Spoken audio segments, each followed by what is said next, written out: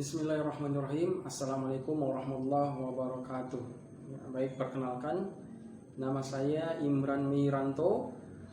Saya adalah salah satu mahasiswa PPG Prajabatan Universitas Haloleo. Jadi kesempatan kali ini saya akan mempresentasikan hasil observasi saya, yaitu mengenai observasi karakteristik peserta didik, baik itu perkembangan kognitif, sosial, emosional, moral, dan bahasa. Ya, selanjutnya bisa dilihat ya, jadi ini di atas adalah identitas ya, identitas peserta didik yang saya observasi. Oke, baik, yang pertama kita masuk di sini pada perkembangan kognitif peserta didik. Ya, jadi perkembangan peserta didik ini ya pada aspek kognitif yaitu adalah tahapan perubahan yang terjadi dalam rentang kehidupan manusia dalam memahami, mengolah informasi, memecahkan masalah, dan mengetahui sesuatu. Ya, jadi berdasarkan hasil observasi yang telah saya lakukan pada salah satu peserta didik, ya, yang menunjukkan bahwa peserta didik ini sudah mampu memperoleh makna dan pengetahuan dari pengalaman serta informasi yang ia dapatkan. Ya, dan perlu diketahui bahasanya perkembangan kognitif ini bisa meliputi proses mengingat, ya, proses memecahkan masalah, dan juga mengambil keputusan, serta keseluruhannya itu sudah terlaksana pada peserta didik yang saya lakukan observasi. Oke, selanjutnya beralih pada poin yang kedua, ya, bisa dilihat di atas. Ya, di sini adalah perkembangan sosial emosional peserta didik. Ya, pada perkembangan ini ya bisa diketahui bahasanya adalah proses belajar anak dalam menyesuaikan diri, ya, proses belajar anak dalam menyesuaikan diri untuk memahami keadaan serta perasaan ketika berinteraksi dengan orang-orang di sekitarnya.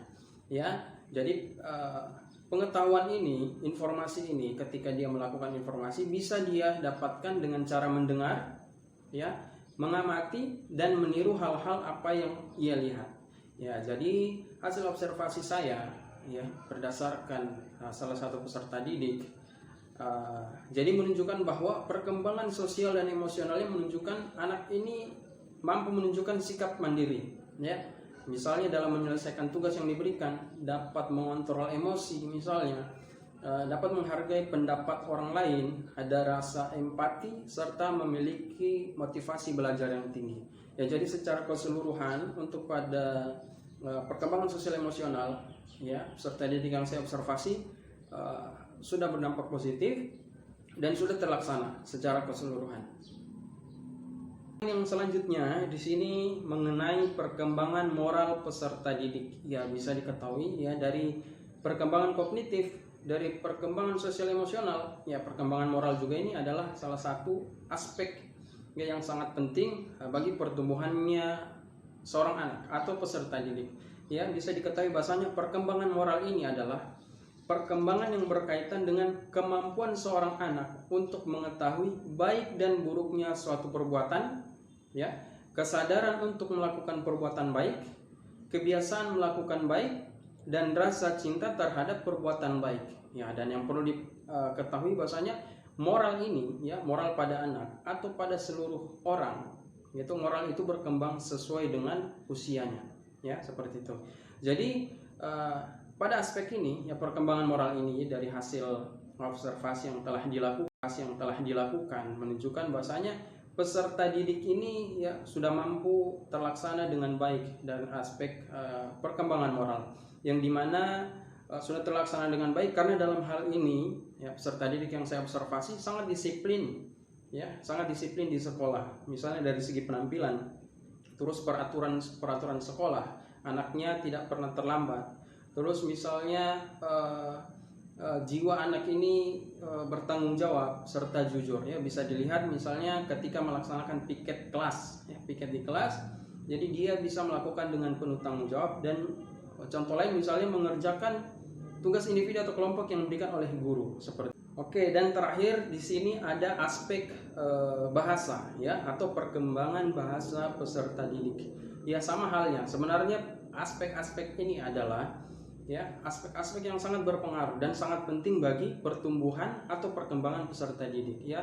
Misalnya dalam poin yang terakhir ini, perkembangan bahasa, ya. Jadi perkembangan bahasa itu adalah berkembangnya kemampuan seorang anak untuk memahami, ya, atau mengucapkan kata, ya, mampu memahami serta mampu mengucapkan kata, ya. Jadi dari teori yang saya baca dan ada beberapa buku, bahasanya mengatakan perkembangan bahasa ini adalah kombinasi antara interaksi sosial, ya, interaksi sosial, ada perkembangan emosi, kemampuan kognitif, ya, dan perkembangan fisik atau motoriknya.